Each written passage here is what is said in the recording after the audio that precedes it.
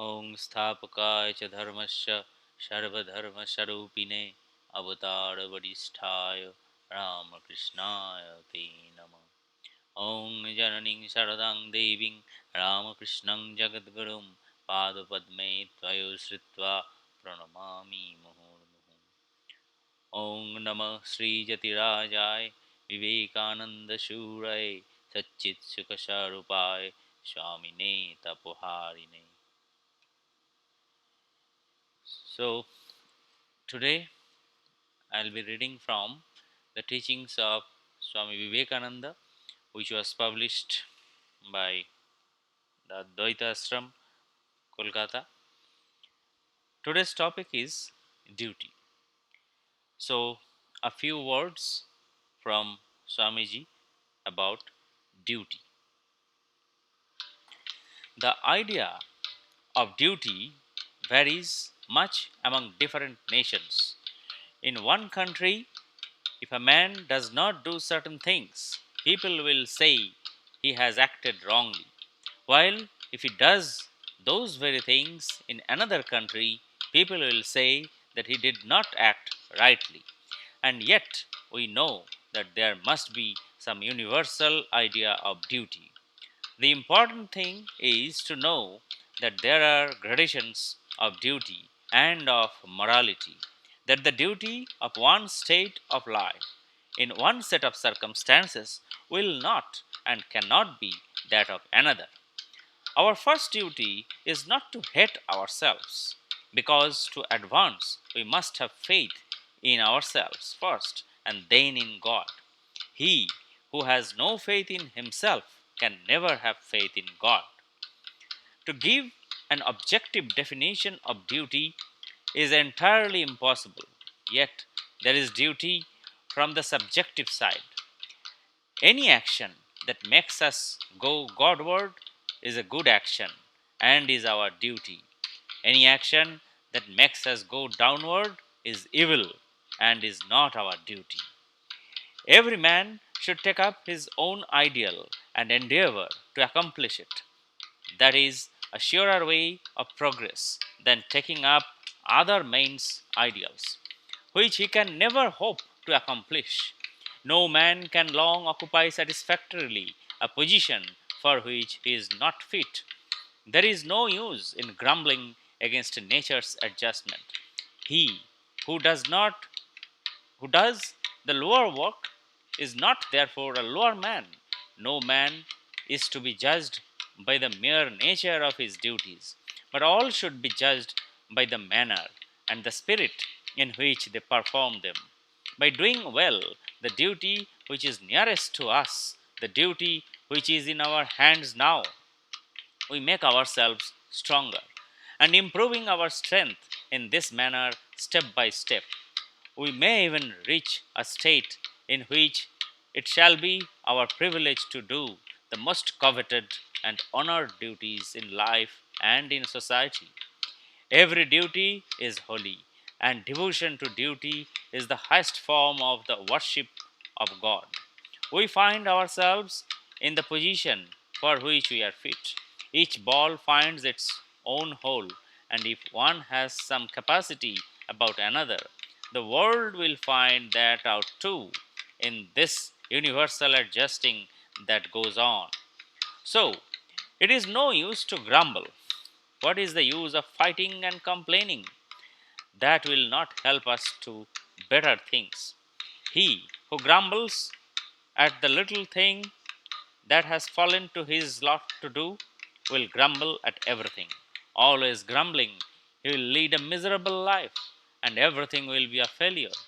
But that man who does his duty as he goes, putting his shoulder to the wheel, will see the light, and higher duties will fall to his share. When you are doing any work, do not think of anything beyond. Do it as worship, as the highest worship, and devote your whole life to it for the time being. It is the worker who is attached to results that grumbles about the nature of the duty which has fallen to his lot. To the unattached worker, all duties are equally good and form efficient instruments with which selfishness and sensuality may be killed and the freedom of the soul secured.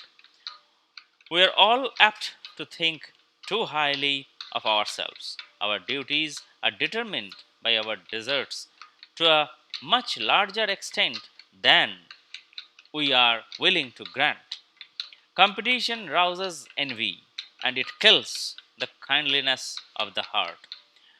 To the grumbler, all duties are distasteful.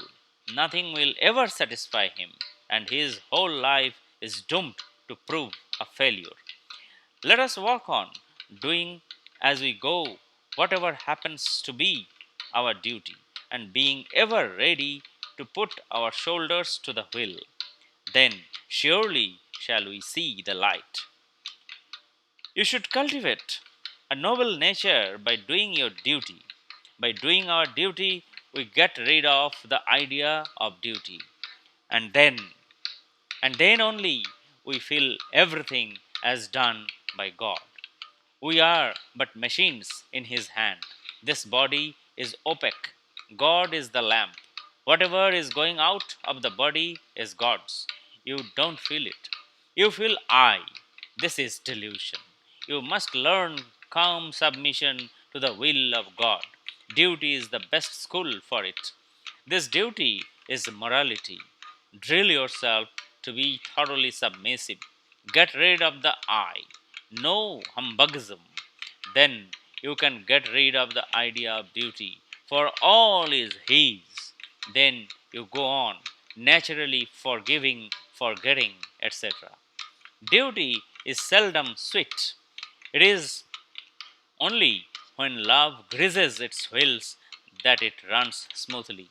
It is a continuous friction otherwise. How else could parents do their duties to their children, husbands to their wives, and vice versa? Do we not meet with cases of friction every day in our lives? Duty is sweet only through love. How easy it is to interpret slavery as duty, the morbid attachment of flesh to flesh as duty. Men go out into the world and struggle and fight for money or for any other thing to which they get attached. Ask them why they do it. They say it is a duty. It is the absurd greed for gold and gain, and they try to cover it with a few flowers. Duty becomes a disease with us. It drags us ever forward. It catches hold of us, makes our whole life miserable. It is the bane of human life. This duty, this idea of duty, is the midday summer sun which scorches the innermost soul of mankind. Look at those poor slaves to duty. Duty leaves them no time to say prayers, no time to bathe. Duty is ever on them. They go out and work. Duty is on them. They come home and think of the work for the next day. Duty is on them. It is living a slave's life, at last dropping down in the street and dying in harness like a horse. This is duty as it is understood. The only true duty is to be unattached and to walk as free beings, to give up all work unto God. So, this much for today. Om Niranjanang Nittang Manantarupang Bhaktanukampa Dhritavigraham Vai Ishavatarang Parameshamidang Tang Ramakrishnang Shirasha Namami Om Jathagnairdahika Shakti Ramakrishna Sthita Hija Sarvavidya Sarupang Tang Saradang Pranamamaham परो तत्ते सदालीन रामकृष्ण समग्गया जो धर्म स्थापनरतो विदेशं तं नमम्महम्